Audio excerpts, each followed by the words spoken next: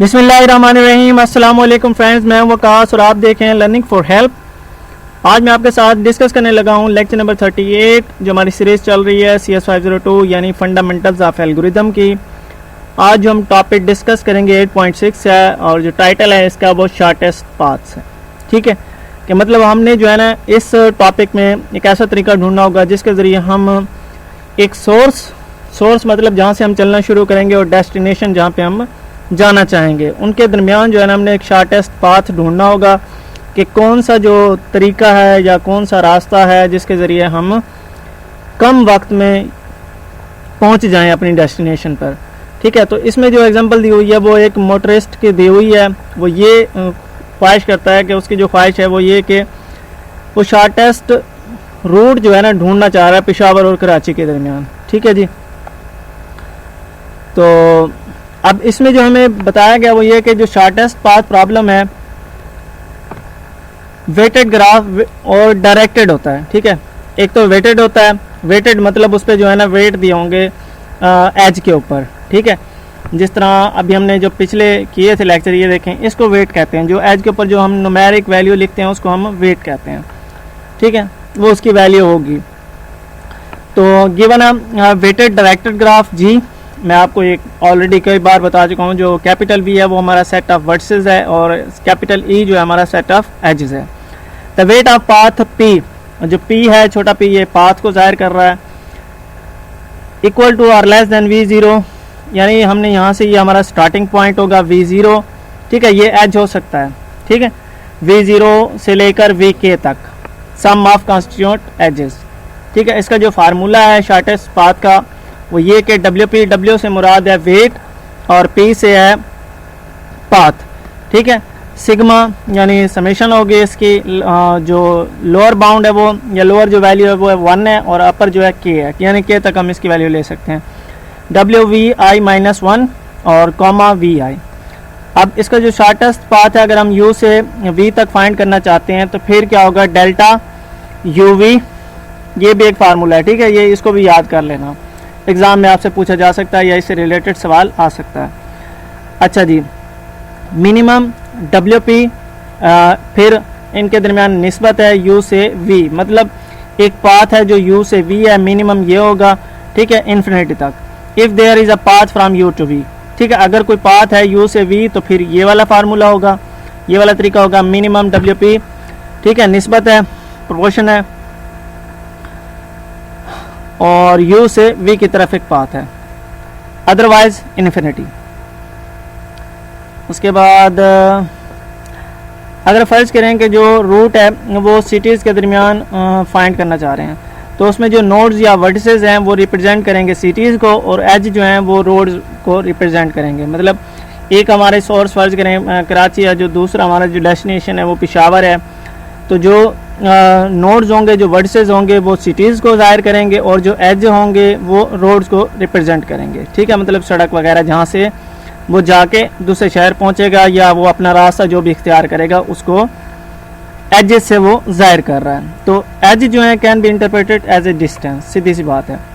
अच्छा जी, अब जो दूसरे matrices can also be used, जैसे कि time, cost, penalties and loss वगैरह ये हम यूज़ कर सकते हैं।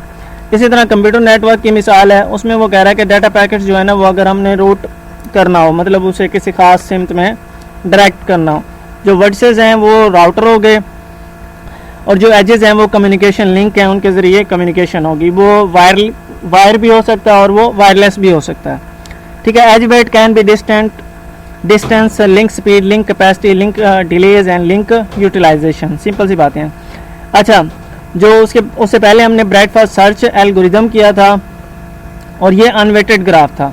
ठीक है, जो अनवेटेड ग्राफ होता है उस पे मतलब ये जो वेट होता है ना वो 1 यूनिट होता है।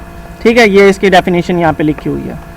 अच्छा, अब इसमें जो है ना कुछ वेरिएंट हैं शॉर्टेस्ट पाथ प्रॉब्लम के। नंबर 1 जो वेरिएंट है वो ये कि single source shortest path problem.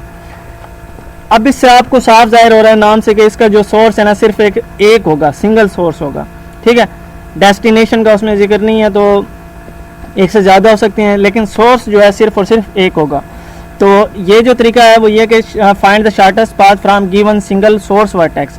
Source vertex फर्ज करें जो हमारा जहाँ से हम चलना चाह रहे हैं, जहाँ से हम जाना चाह रहे हैं, वो हमारे लिए सोर्स वर्टेक्स होगा, ठीक है। और ये होना चाहिए हमारे सेट ऑफ वर्टिसेस में, जो ये मौजूद होना चाहिए हमारे सेट ऑफ वर्टिसेस में।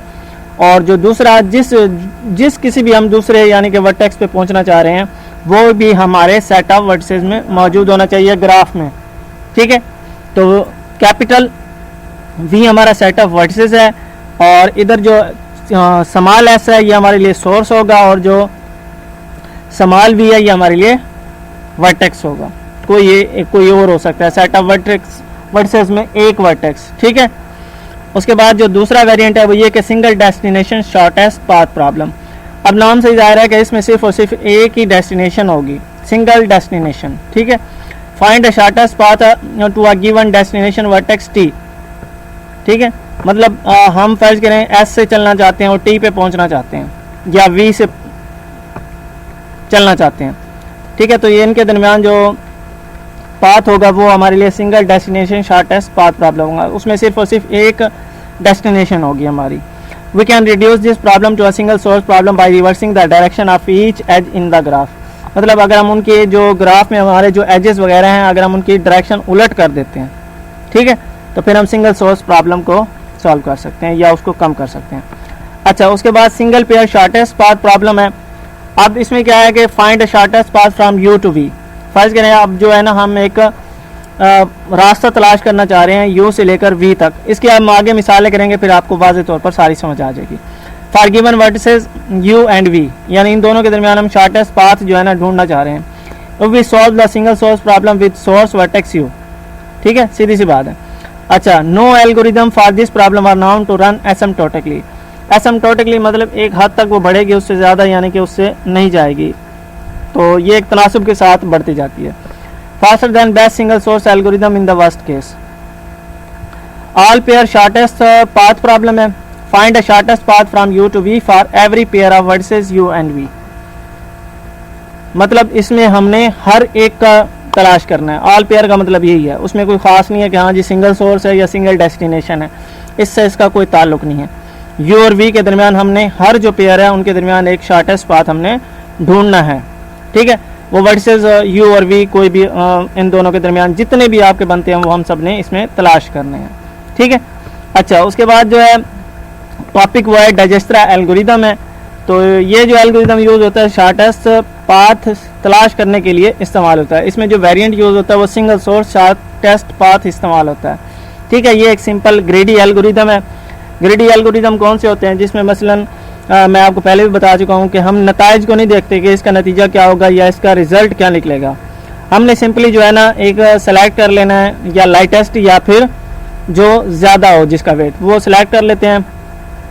हम ये नहीं देखते इसका क्या नतीजा होगा, उसको हम ग्रेडी कहते हैं, मतलब उसमें ग्रेडीनेस नज़र आती है। अच्छा जी, अब डाइजेस्ट्रा एल्गोरिदम जो वर्क करता है वो वेटेड डायरेक्टेड ग्राफ पे वर्क करता है। मतलब वेट होगा और वो डायरेक्टेड होगा, मतलब किसी खास सिमत में उसका एरो जा रहा होगा, वो डायरेक्टेड होगा, अनडायरेक्टेड नहीं होगा। अनडायरेक्टेड में एरो नहीं होते, डायरेक्टेड में एरो होते हैं। तो अनडायरेक्टेड जो वेटेड डायरेक्टेड ग्राफ है वो G is equal to VE which all edges weight are non negative.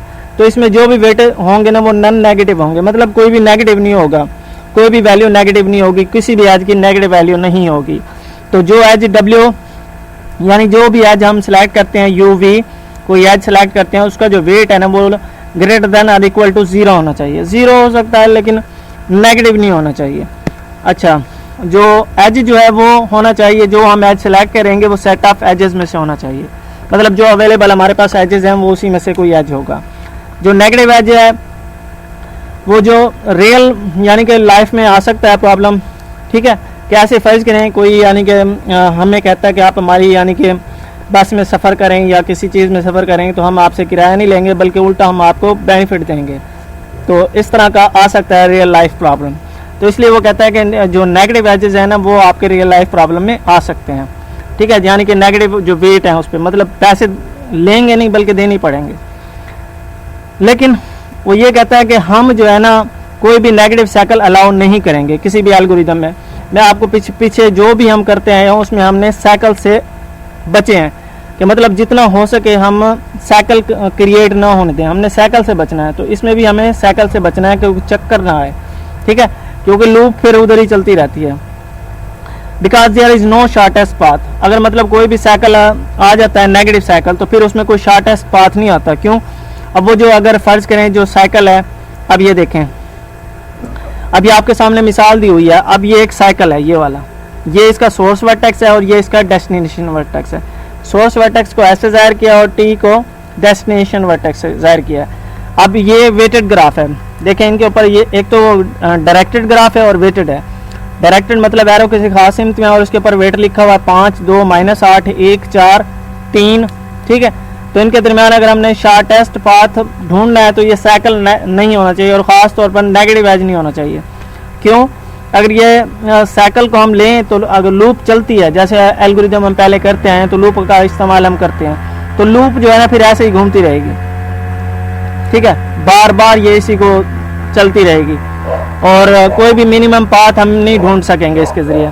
कैसे? आप देखें, दो, अगर हम साइकिल का जो टोटल है वो वेट मालूम करते हैं, 2 इसका हो गया -8, -6 बचता है, -6 जमा 1, माइनस का 5 और फिर 4, -1। तो हर बार अगर हम यूं ही करते इसको घूमते रहें तो -1 हमें हासिल होता रहेगा और अनलिमिटेड तक जा सकता है लूप, ठीक है। तो अगर साइकिल आ जाता है तो फिर उसका मतलब है कोई भी जो है उसमें मिनिमम पाथ हम नहीं तलाश कर सकते हैं। तो इसलिए हमने साइकिल को गुरेज करना है, साइकिल से हमने बचना है, सिंपल सी बात है, ठीक है। If there is a negative cycle between S and T, then we can always find a shorter path by going around the cycle one more time, ठीक है। इस तरह हम ये कर सकते हैं। तो हमने साइकिल से बचना है, ख़ास तौर पर नेगेटिव एज से बचना है। तो ये डाइजेस्टर एल्गोरिदम फिलहाल जो है आपका लेक्चर जो है लेक्चर नंबर 38 यहाँ पे ख़त्म हो जाता है। उम्मीद है आपको अच्छे से समझ आ गया होगा, शार्ट सा लेक्चर था। और जो लोग चैनल पे न्यू हैं सबसे गुजारिश है कि चैनल को सब्सक्राइब कर लें, बेल आइकन को भी प्रेस कर लें और वीडियो को लाइक करना मत भूलिएगा। मिलते हैं नेक्स्ट लेक्चर में, तब तक के लिए अल्लाह हाफिज़।